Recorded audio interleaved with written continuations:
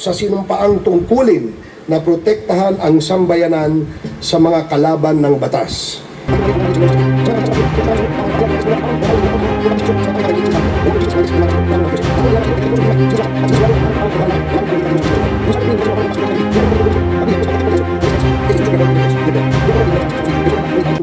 Ang inyo pong patuloy na interes sa panunood at pakikinig sa amin ang siyang nagbibigay ng lakas ng loob sa amin upang mapagpatuloy na hanapin ang katotohanan at maibalik ang katahimikan sa ating lipunan.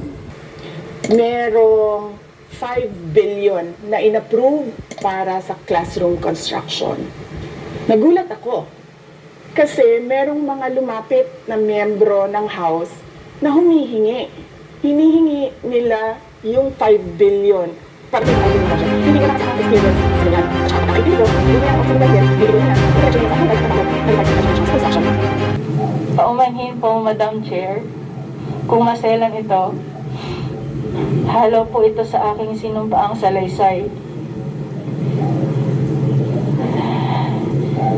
Nung tinigasan na siya, sinimulan niyang tanggalin ang pajama at pants at underwear ko.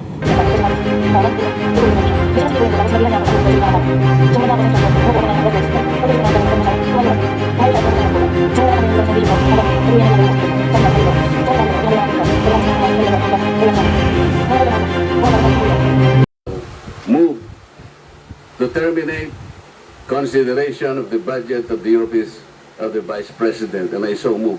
Second, Madam Chair. Thank you. Madam Chairman, Madam Chair. Madam Chair. Sentence na sasasalaysay ninyo. From my experience, I can say that the PNP is the biggest crime group in this country, Your Honors. Is that true? Yes, Your Honors.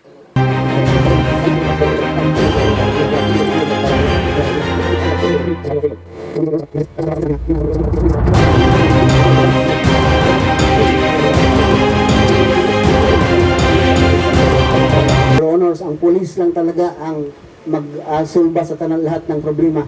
Walang kasali, hindi kasali ang mga elected officials. Only the police, because we have the power mandated by laws.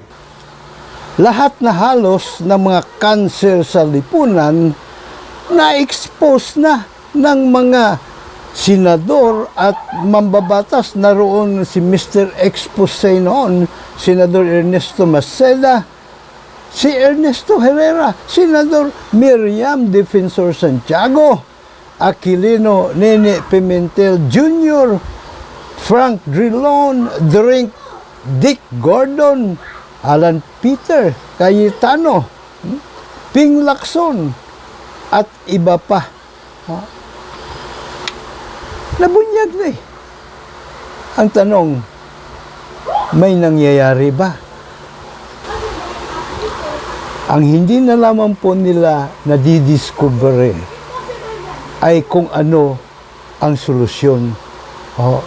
Yung mahiwagang panukalang batas para matuldukan ang korupsyon, ang human rights violations, land grabbing, illegal drug trading, at marami pang mga iba pang cancer sa lipunan, pogo, human trafficking, karumal-dumal na pagpatay. Yun ang hindi pa nila na-discover. Kung anong klaseng panukalang batas ang dapat at nararapat nilang ihahain.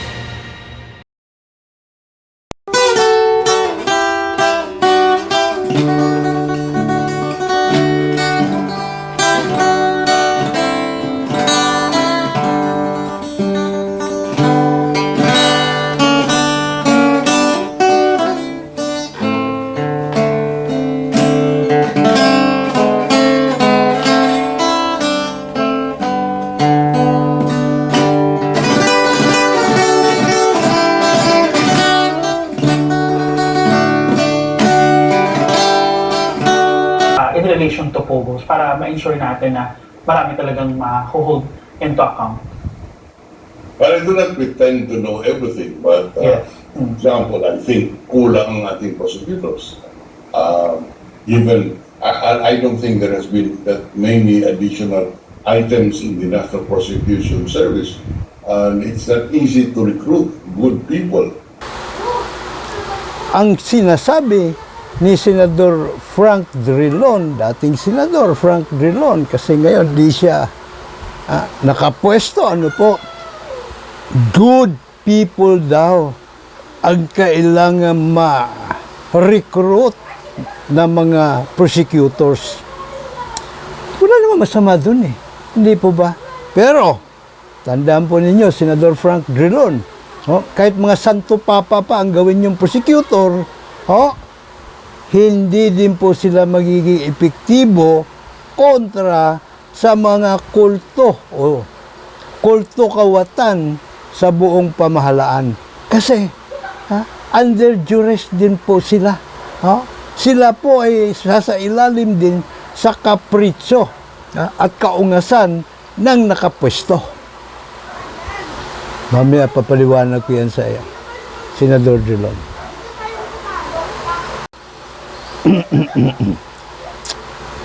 Alam niyo po kung bakit, Senador Drilon?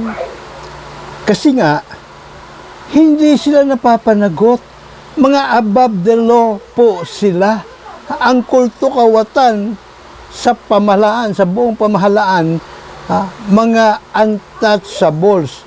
At syempre, alam nila na ang panglalamang sa kapwa ay gawaing tiba-tiba. Lalo na, hindi sila napapanagot. Judges talaga. Wala tayong jury, wala tayong ganun. Do you think that's something that we should apply, or? You know, that's one thing that's really a weird thing that happened when we were colonized by America. Because what happened, diba? Spain muna tayo. Then Spain imposed their laws on us. Yes. Our civil code, our penal code, lahat yan galing Spain. When we were ceded by Spain to America, they didn't change those laws, but they changed our court procedure. Okay. They got from America yung rules ng courts doon and put it here. Kaya naging adversarial system tayo, prosecution, defense, etc. Problem is, the rules that they put in here were designed for a jury. But we never had a jury ever since. Oh, wow.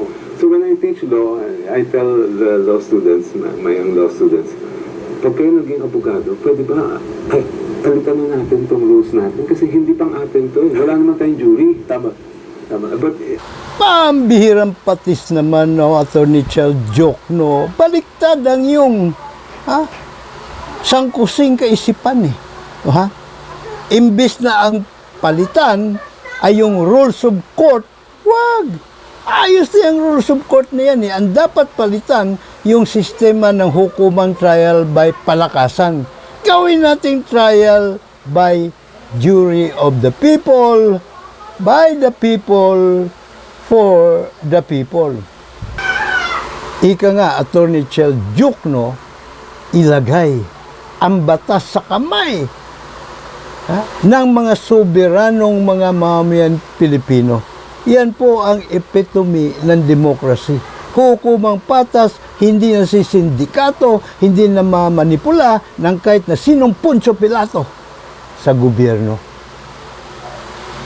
Ang sabi ni Attorney Chel Jokno, hindi para tayo nagkaroon ng jury justice system sa bansa ever since. FYI, Attorney Jokno, bago pumasok at tayo'y sinakop ng mga ungas na Kastila, ang uso po sa lahat ng balangay, sa buong kapuluan, ay trial by jury of the Council of Elders.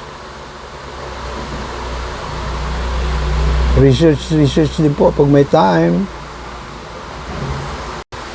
Hukumang trial by jury is the epitome of democracy. The epitome of democracy. Malinaw yan, malinaw na malinaw, kaya hanggat wala tayong karapatan, mga kapwa ko soberanong mga mamayang Pilipino, hanggat wala tayong karapatan sa trial by jury, imbis tayo ay sovereign, tayo ay mga alipin pa rin. Mananatiling mga alipin, hindi na ng mga naghahari-hari ang mga dayuhan. Bagkos, naghahari-hari ang mga sarili nating kababayan. I love you, kabayan. I love you. Saklap, di po ba? So, ang kahindik-hindik na tanong na nagmamakaawa para ating itanong sa ating mga senadores, sa ating mga kinatawanis. Anong batas ba ang naiisip niyong ilapag sa gitna ng samut-saring mga kaliwat-kanang investigasyon in aid of legislation para matuldukan ng korupsyon, ang human rights violations, ang land grabbing, illegal drug trading, at maraming iba pang kanser na lipunan? Ano? Kilatisin po natin para magkaalaman, malaman natin kung ano ang mga bakit. Umpisahan po natin sa panimula. Preamble, ika nga. At Tagalogin po natin. At pinakabuod lang po ang ating kunin para malinaw na, maliwanag pa. Ang sabi rito, kami, ang soberanong mamayang Pilipino, sa gabay at patnubay ng dakilang Diyos, ay magtatatag ng makatarungan at makataong lipunan. Preamble po yan, 1987 Constitution. Damdamin po natin, tandaan po natin na kasi kukuni-connecta natin yan mamaya eh. Pangalawa, yung sa Artikulo 3. Laktuan muna natin yung 2, balikan natin mamaya. Artikulo 3, Katipunan ng mga Karapatan o Bill of Rights.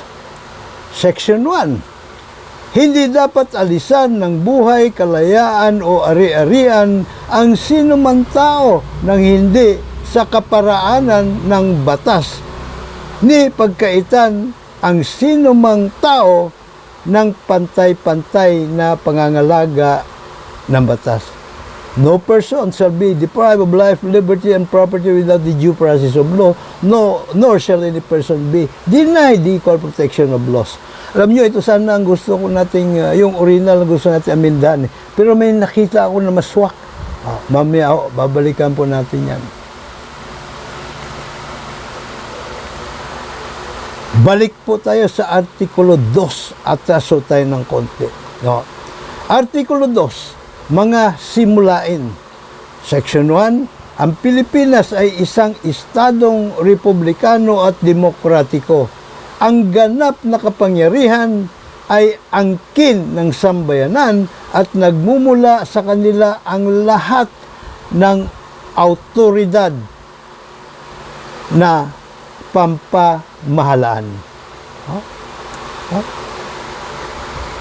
Philippines is a democratic and republican state. Sovereignty o kataas-taasang kapangyarihan resides in the people and all government authority emanates from them. Aba, pag pinakinggan po natin itong nakasaad, nakaukit sa ating saligang batas, abay, tunay naman nakagilagilalas, kapaki-pakinabang para sa ating mga mamamayan. Una, sinabi kanina doon sa pasimula, we, the sovereign Filipino people. Kami, o tayo, ang may kataas-taasang kapangyarihan sa buong bayan. Pangalawa, nilapag naman na lahat ng otoridad ng gobyerno ay nanggagaling sa atin. Diba? Demokrasya eh. Government of the people, by the people, for the people. Masarap pakinggan, no ha? Nga lang, totoo nga ba? Eh, lumalabas sa papel lang tayo sovereign eh. Diba? Sa papel lang tayo may kapangyarihan o sa atin magmumula lahat ng kapangyarihan ng gobyerno. Sa papel. ipagpatuloy po natin. Bakit napunta rin nila? Ay, ito. Artikulo 11. No? Kapanagutan ng mga pinunong pambayan. Ha? Alam mo, mas swak pagka in-English mo ito sa section 1, no?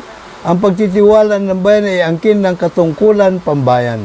Ang mga pinuno at mga kawaning pambayan ay kinakailangang mamalaging nananagutan sa mga taong bayan. Ha? Palagay ko, mas madaling intindihin pag in-English mo ito Ha? Ang English version po nito, public office is a public trust. All government officials and employees must at all times be accountable to the people. Blah, blah, blah. Nangyayari ba ito? Accountable nga ba sa ating mga soberanong mga mamamayang Pilipino ang mga opisyal at mga kawani ng gobyerno? Hindi. Baliktad Tayo, miski walang kasalanan sa kanila, pwede nilang patawan ng kaparusahan o parusa. Sila na may kasalanan sa atin, aba, ni dulo ng kanilang buhok, hindi natin makukurot man lang. Ha? Now, examinin po natin itong Artikulo 11 na ito, dahil ito po ay merong pinagugutan Ito po ay hinugot sa pang-anim na amyenda sa United States Constitution, the 6th Amendment. At ang nakasaad rito, in all criminal prosecutions, the accused shall enjoy the right to a speedy and public trial by an impartial jury of the state and the district wherein the crime shall have been committed. Blah, blah, blah. Dito po hinugot yung ating artikulo. Ano ba siya? Hindi, artikulo... ayon. Artikulo 3. No, ha? Artikulo 3, section 14, subparagraph 1. At ang sinasabi rito, hindi dapat papanagutin sa pagkakasalang kriminal ang sino man tao nang hindi sa kaparaanan ng batas. Due process. Doon po sa 6th Amendment, malinaw din nakalagay doon, due process of law. Diba? Dito hinugot yun. Diba?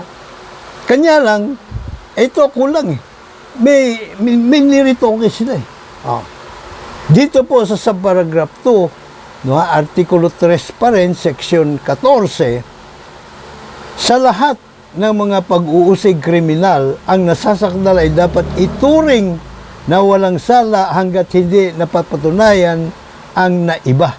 Diba? The presumption of innocence until otherwise proven guilty. Diba? At dapat nagtatamasa ng karapatang magmatuwid sa pamamagitan ng sarili at ng abogado. Mapatalastasan ng uri at dahilan ng sakdal laban sa kanya. Magkaroon ng mabilis, walang kinikilingan at hayagang paglilitis. Blah, blah, blah. Now, ito yung medyo kinatkong po ng mga framers ng 1987 Constitution. Ano ang dapat na nakalagay rito? No? Sakdal at sa kanya. Magkaroon ng mabilis. No? Ito, unang-una, ang nakasaad doon sa tingnan natin kung nandito pa 5th Amendment yan No person shall be held 5th Amendment po ito ng United States Constitution. No person shall be held to answer for a capital or otherwise infamous crime unless on a presentment or indictment of a grand jury. Alam mo? Ang sinasabi lang dito sa ating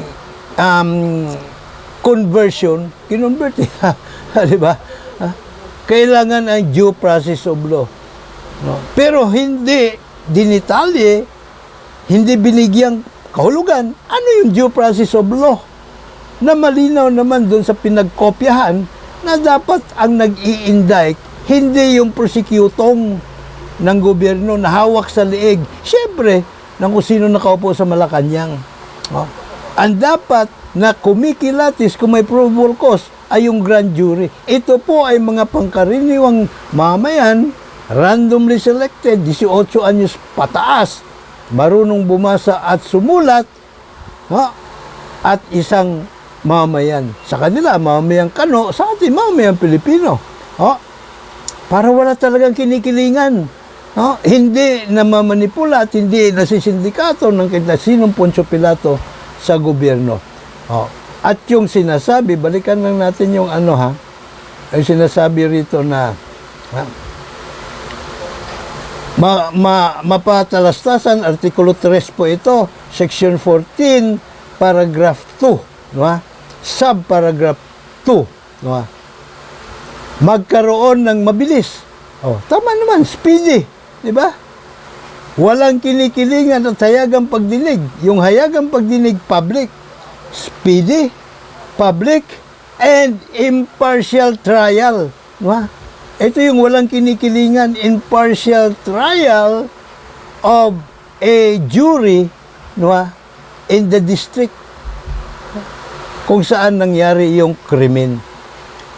Jury of the people, by the people, for the people, at tinutukoy po rito. Ito yung sinasabi ni Shell Jokno na dapat palitan yung rules of court dahil wala naman tayong jury rito. Mali. Ang dapat, panatiliin yung rules of court, palitan yung hukumang trial by palakasan ng trial by jury.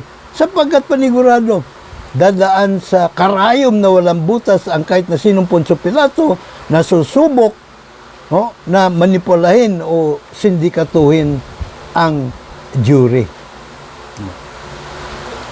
So, malinaw na po tayo dyan, mga kapwa ko soberanong mga mamamayang Pilipino. Malinaw kung ano po yung dapat na palitan sa ating pong saligang batas. Dapat na ilagay sa tono.